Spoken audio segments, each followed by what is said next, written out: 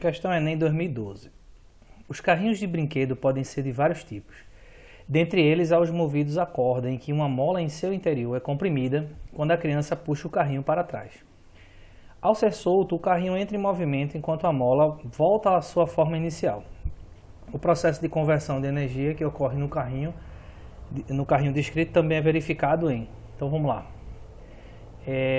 O que a gente tem que saber aqui é o seguinte: quando a gente comprime uma mola ou estica uma mola, ela guarda a energia potencial, ela acumula energia, né?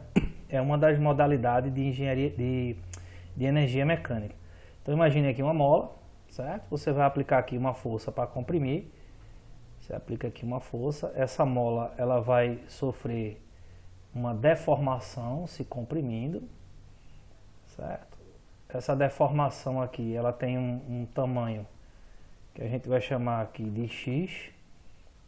Veja que a gente conseguiu comprimir essa mola, um comprimento X aqui. Isso pouco importa para resolver essa questão, mas aí eu vou colocar inclusive a fórmula, né, que é a fórmula da energia potencial elástica. A energia potencial elástica é a constante da mola, que é a característica de cada mola, vezes essa deformação ao quadrado, tudo isso dividido por 2. Então o que é que a gente tem que saber? Você comprime uma mola, você estica uma mola, você guarda energia potencial. E aí esse é o princípio, né? Se você solta essa mola aqui, ela volta. Inclusive, por exemplo, eu posso ter aqui uma bolinha, por exemplo, e soltar, e essa bolinha adquirir energia cinética a partir da energia potencial elástica. Então, basicamente, o princípio é o mesmo, né? A questão não tem figura, não diz como é que é o dispositivo do carro, mas a equivalência com esse sistema aqui. Você comprime uma mola, essa mola vai se soltar novamente e vai colocar o carro em movimento. Então, você tem energia potencial elástica convertida em energia cinética, energia de movimento. Ok? Vamos lá. Ele quer saber se esse procedimento aí, esse processo de conversão de energia tem a ver com, por exemplo, do dínamo. De forma alguma. O dínamo, você vai ter aqui um dispositivo que converte energia elétrica, ou melhor, energia mecânica em energia elétrica. O dínamo é aquele dispositivozinho, é um equipamentozinho que você bota, por exemplo, na bicicleta, né? Ele fica acoplado à roda da bicicleta e ao rotacionar, né, a interação ali de campos magnéticos vai produzir corrente elétrica e acender, por exemplo, uma lanterna, né, da bicicleta. E, portanto, o dínamo ele vai transformar a energia mecânica, né? Percebam que aqui, ó, energia potencial elástica e energia cinética também são modalidades de energia mecânica, né? Energia mecânica você tem energia potencial elástica, energia cinética e energia potencial gravitacional. Então o dínamo vai transformar também a energia mecânica, ele vai transformar a energia mecânica em energia elétrica. Então o procedimento aqui da nossa mola, do nosso carrinho, não tem nada a ver com conversão de eletricidade. Os freios de um automóvel. Quando você aplica os freios no automóvel, você tem que a pastilha, né? Você tem aqui o disco, e aqui ao lado você vai ter uma pastilha, que é chamada pastilha de freio, que vai encostar aqui, fazendo com que o pneu pare, né? Isso aqui é tudo dentro da roda.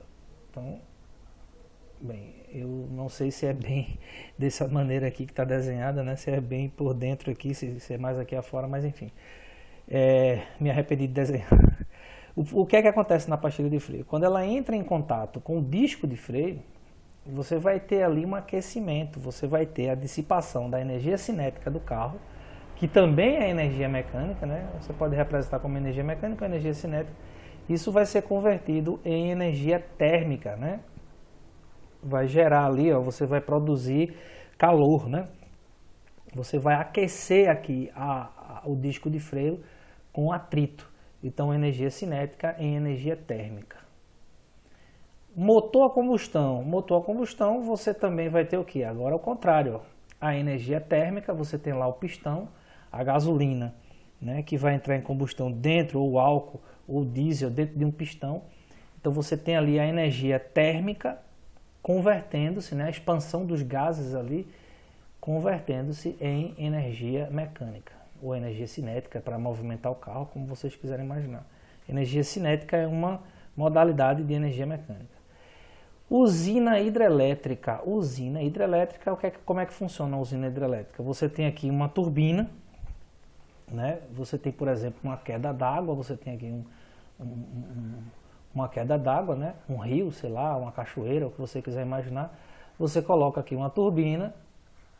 Essa turbina aqui é o mesmo procedimento que você vai ter aqui do dínamo, né? Você tem uma turbina que vai girar, né? A interação de campos magnéticos aí vai formar uma corrente elétrica e você vai transformar energia mecânica, no caso aí do rio, de uma cachoeira, o que você quiser imaginar, energia mecânica em energia elétrica, certo? E aí a letra E, uma tiradeira estilingue, né? Como diz na minha terra, badoque. Então, como é que o estilingue funciona? O estilingue vai ter o mesmo procedimento do nosso carrinho. O estilingue você vai ter, ó, energia potencial elástica. Quando você pega aqui, ele puxa aquela borracha, né? Aquele soro, na minha terra chama de soro, não sei se o nome é isso bem certo, né? Então você estica lá a tiradeira, o estilingue, o badoque, você está guardando energia potencial elástica para transformar isso em energia cinética. Então, o nosso carrinho guarda energia cinética numa mola e a nossa tiradeira também guarda energia potencial elástica, né? No caso aqui, no soro, né? Na borracha, o que vocês quiserem imaginar aí, como for o local que vocês usam isso. Perfeito? Então a resposta aí, a letra E, a equivalência com a tiradeira. Um abraço. Enem 2012. Um experimento realizado para determinar a densidade da água de um lago.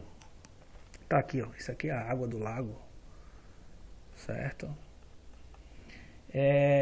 Foram utilizados alguns materiais conforme ilustrado. Um dinamômetro D, com graduação de 0 a 50 newtons, um cubo maciço de 3 kg de massa.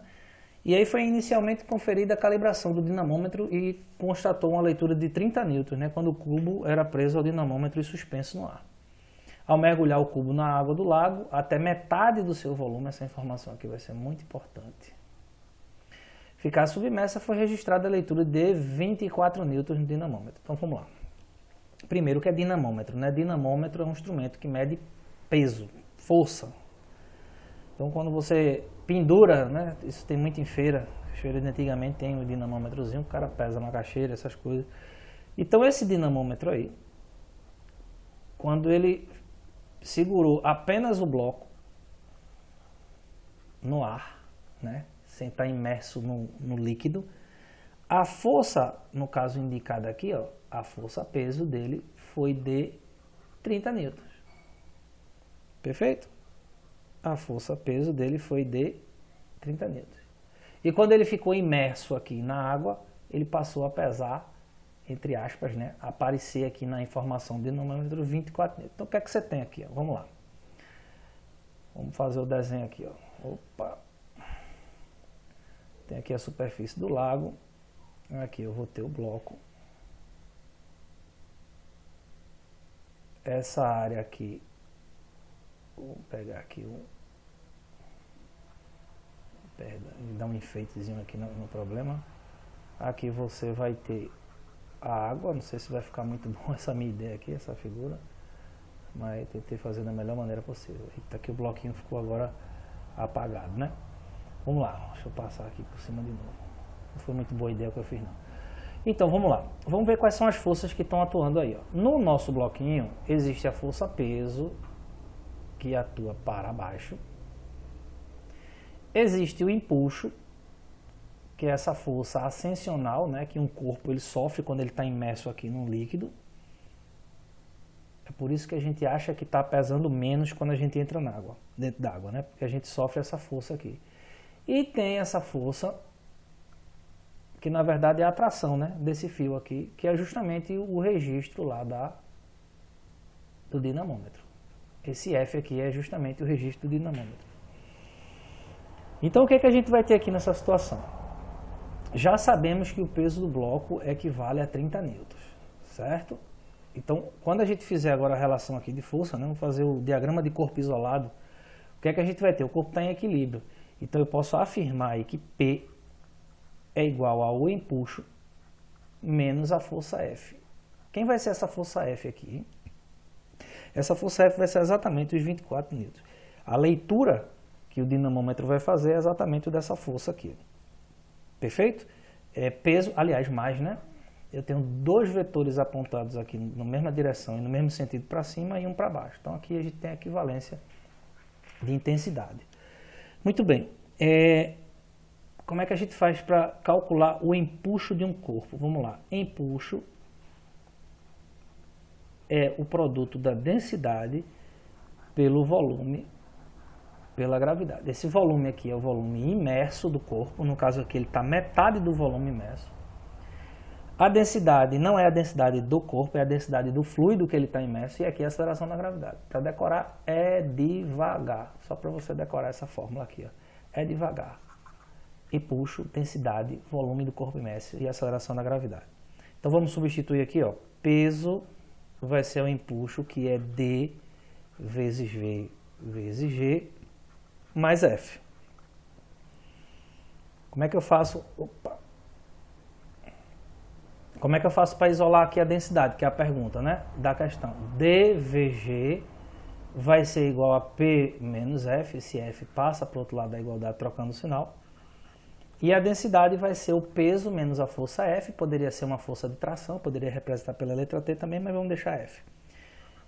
Dividido pelo produto volume vezes gravidade.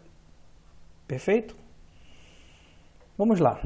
Peso a gente já tem 30 newtons. Força a gente já tem 24 newtons. Gravidade e aceleração da gravidade a gente também tem. Só que a gente não tem o volume do corpo, né? E aí ele diz que é um cubo, cadê? Onde é que está essa informação? Ó? É um cubo maciço e homogêneo de 10 centímetros de aresta. Vamos calcular o volume desse cubo total, né? Vamos lá. Não vou perder muito tempo aqui não. Não é tão fácil manipular essa caneta. Vamos lá. Nosso cubinho aqui, ó. Nosso cubinho. Ele tem uma aresta que vale 10 centímetros. 10 centímetros e 10 centímetros.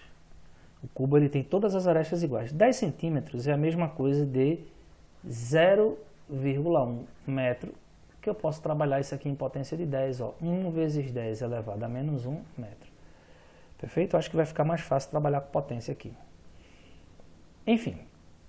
Como é que eu calculo o volume de um cubo? É a sua aresta, 1 vezes 10 a menos 1, já passando para metro, para deixar no sistema internacional, elevado ao cubo.